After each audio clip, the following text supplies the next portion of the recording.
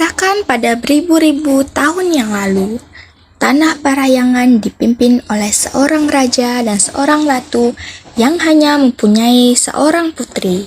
Putri itu bernama Dayang Sumbi. Dia sangat cantik dan cerdas. Sayangnya, dia sangat manja. Pada suatu hari, saat sedang menenun di beranda istana, Dayang Sumbi merasa lemas dan pusing. Dia menjatuhkan pintalan benangnya ke lantai berkali-kali.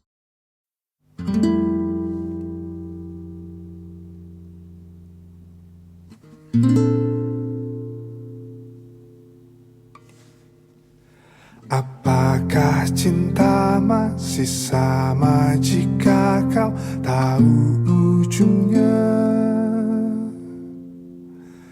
Satu perkenalan. Jatuh lagi. Siapapun yang mengambil pintalan benangku, jika dia lelaki, kujadikan dia suami. Jika dia perempuan, kujadikan dia saudari. Setelah kata-kata sumpah itu diucapkan, datang seekor anjing sakti yang bernama Tumang. Ini pintalan benangnya Tuan Supri. Kenapa malah kau yang mengambil pintalan benangku?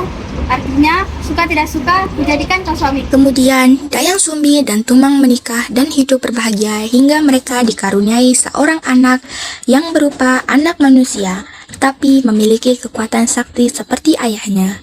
Anak ini diberi nama Sangkuriang. Dalam masa pertumbuhannya, Sangkuriang selalu ditemani bermain oleh seekor anjing yang bernama Tumang, yang dia ketahui hanya sebagai anjing yang setia, bukan sebagai ayahnya.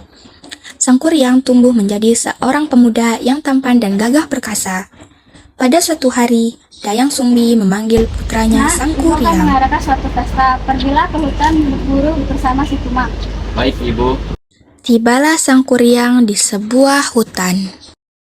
Di mana aku harus mendapatkan rusa yang besar, sedangkan aku belum mendapatkan buruan satupun. Dengan terpaksa, aku akan mengarahkan anak panah ini ke tubuh si Tumang.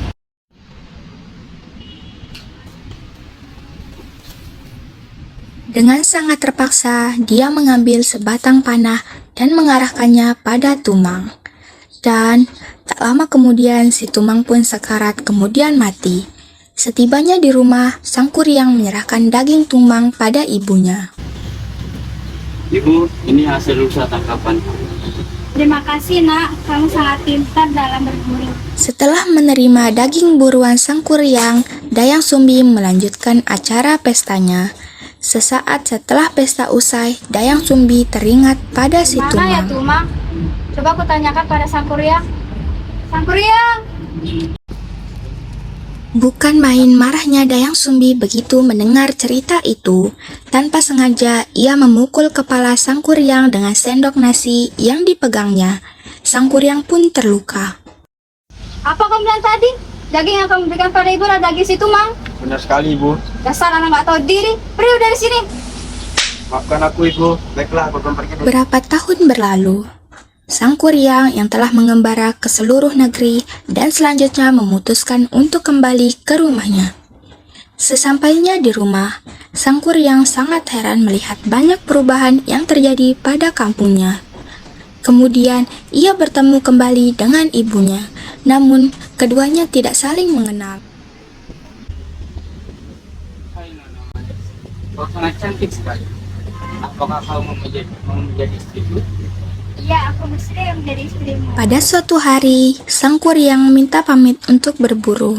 Ia minta tolong Dayang Sumbi untuk merapikan ikat kepalanya. Perkenalan, dua pendekatan. Apa kau bosan? Tanda, mengapa di kepalamu ada bekas luka? Dulu bekas rumah ini pernah dipukul oleh orang Dayang Sumbi menjadi bingung. Aku tidak mungkin menikahi anakku.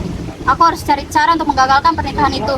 Sepulangnya Sangkuriang dari berburu, Dayang Sumbi mencoba menjelaskan masalahnya. Seperti di layar-layar kaca. Sangkuriang, aku ingin mengatakan sesuatu. Sebenarnya kau adalah putraku, kau anakku. Kau bohong. Kau hanya mengatakan itu supaya pernikahan kita batal. Tidak. Semua yang kuceritakan adalah kebenaran. Kau adalah anakku. Setelah Dayang Sumbi menjelaskan tentang dirinya, namun hal itu hanya dianggap angin lalu oleh Sang Kuryang.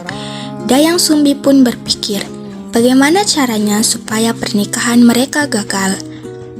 Selama berhari-hari Dayang Sumbi berpikir, akhirnya menemukan juga caranya. Dia akhirnya memutuskan untuk mengajukan syarat perkawinan yang tak mungkin dikabulkan oleh Sang Kuryang. Dia pun menemui Sang Kuryang. Kalau pemilikmu, apa itu kita belum diketahui? Tentu saja ada Kalau begitu, aku ingin mengajukan 2 syarat. apa itu? Sama, kau harus membuat bendungan di Karun dan membuatkanku sebuah perahu untuk menyeberanginya sebelum fajar. Baiklah, akan itu. Lalu Sang Kuryang pun pergi, kemudian ia mengerahkan segala kesaktiannya dan memanggil jin-jin untuk membuat bendungan dan perahu untuknya. Ketika pekerjaan Sang Kuryang tengah berlangsung, Dayang Sumbi menggunakan tipu muslihat, yakni dengan membangunkan ibu-ibu untuk menumbuk padi pertanda fajar telah tiba. Sang Kuryang berhenti melakukan pekerjaannya, dan jin-jin pun lari terbirit-birit karena mengira fajar telah tiba. Namun, Sang Kuryang menyadari bahwa ini hanyalah tipu muslihat dari Dayang Sumbi. Sang Kuryang marah dan mengutuk Dayang Sumbi, lalu ia merusak bendungan yang setengah jadi ia buat bersama jin-jinnya. Karena amarah yang tak tersalurkan, Sang Kuryang pun menendang perahu tersebut dan jatuh dalam keadaan terbalik. Perahu itu membentuk sebuah gunung tangkuban perahu. Kita takkan seperti di layar-layar kaca, gemas romantis tak masuk logika. Cerita kita kan berjalan perlahan dan sedang